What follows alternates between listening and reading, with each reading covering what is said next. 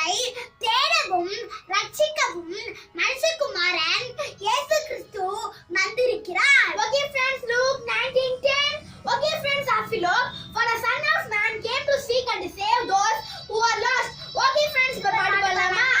தேவன் தம்முடைய ஒரே பேரான குமாரனை, தேவன் தம்முடைய ஒரே பேரான குமாரனை விசுவாசிக்கிறவன் எவனோ, விசுவாசிக்கிறவன் எவனோ அவன் கெட்டுப் போகாமல் நித்திய ஜீவனை அடையும்படி அவரை தந்து இவ்வளவாய் அன்பு கூர்ந்தார்.